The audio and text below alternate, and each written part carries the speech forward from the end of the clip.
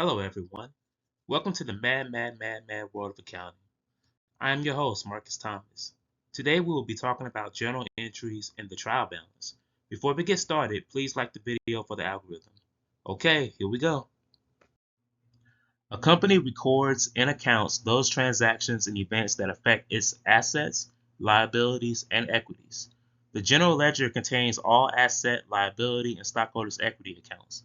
An account shows the effect of transactions on particular asset, liability, equity, revenue, and expense accounts. In practice, companies do not record transactions and selected other events originally in the ledger. A transaction affects two or more accounts, each of which is on a different page in the ledger. Therefore, in order to have a complete record of each transaction or other event in one place, a company uses a journal, which is also called the Book of Original Entry. A general journal chronologically lists transactions and other events, expressed in terms of debits and credits to accounts. Each general journal entry consists of four parts: the accounts and amounts to be debited, the accounts and amounts to be credited, a date, and an explanation. A company enters debits first, followed by credits that are slightly indented. The explanation begins below the name of the last account to be credited and may take one or more lines. A company completes the reference column at the time it posts the accounts. Below is an example of two transactions for Thomas Inc. Stockholders invested $15,000 cash in the corporation in exchange for shares of stock. Purchased computer equipment for $7,000 cash. Both transactions occur on January 1st, 2026. On the top line, you see cash debited for $15,000 and common stock credited for $15,000. The bottom line shows equipment debited for $7,000 and cash credited for $7,000. The procedure of transferring journal entries to the ledger accounts is called posting. Posting involves these four steps. Step 1. In the ledger, enter in the appropriate columns of the debited accounts, the date, journal page, and debit amount shown in the journal. Step 2. In the reference column of the journal, write the account number to which the amount was posted. Step 3. In the ledger, enter in the appropriate columns of the credited accounts, the date, journal page, and credit amount shown in the journal. Step 4. In the reference column of the journal, write the account number to which the credit amount was posted. In this example, we go back to the first transaction for Thomas Inc.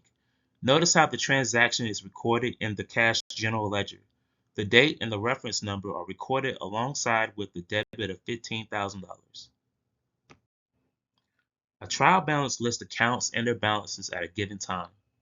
A company usually prepares a trial balance at the end of an accounting period. The trial balance lists the accounts in the order in which they appear in the ledger, with debit balances listed in the left column and credit balances in the right column. The totals of the two columns must agree. The trial balance proves the mathematical equality of debits and credits after posting. Under the double entry system, this equality occurs when the sum of the debit account balances equals the sum of the credit account balances. A trial balance also uncovers errors in journalizing and posting. In addition, it is useful in the preparation of financial statements. The procedures for preparing a trial balance consist of listing the account titles and their balances, totaling the debit and credit columns, and proving the equality of the two columns. This example presents the trial balance prepared from the ledger of Thomas Inc. Note that total debits $287,000 equals the total credits $287,000. A trial balance also often shows numbers to the left of the account titles. A trial balance does not prove that a company recorded all transactions or that the ledger is correct. Numerous errors may exist even though the trial balance columns agree. Adjusting entries are crucial accounting journal entries made at the end of an accounting period to recognize revenues and expenses in the correct period. They are made after the initial trial balance, but before financial statements are issued. Adjusting entries are needed for three reasons. First, they're needed to follow accrual accounting, which recognizes transactions when they happen, not just when cash changes hands. Second, to match revenues with expenses incurred to earn them in the same period. And third, to prevent overstating or understating revenues, expenses, assets, and liabilities on financial statements.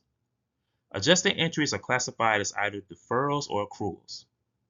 Deferrals consist of prepaid expenses, which are expenses paid in cash and recorded as assets before they are used or consumed, and unearned revenues, which are revenues received in cash and recorded as liabilities before they are earned. Accruals consist of accrued revenues, which are revenues earned but not yet received in cash or recorded, and accrued expenses, which are expenses incurred but not yet paid in cash or recorded. In this example, Thomas Inc. purchased advertising supplies costing $25,000 on January 5th. The account shows a balance of $25,000 in the January 31st trial balance. An inventory count at the close of business on January 31st reveals that $10,000 of supplies are still on hand. Thus, the cost of supplies used is $15,000. The asset account supplies now shows a balance of $10,000, which equals the cost of supplies on hand at the statement date. In addition, supplies expense shows a balance of $15,000, which equals the cost of supplies used in January. Without an adjusting entry, January expenses are understated and net income overstated by $15,000. Closing entries are bookkeeping records made at the end of an accounting period to transfer balances from temporary accounts to permanent accounts. This process moves the period's net income or loss into the company's long-term financial records. A couple of cautions about preparing closing entries. 1. Avoid unintentionally doubling the revenue and expense balances rather than zeroing them. 2. Do not close dividends through the income summary account.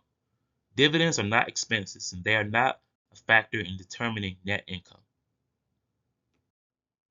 Well, that is it for this video. If you enjoyed the discussion today, please like, comment, and subscribe.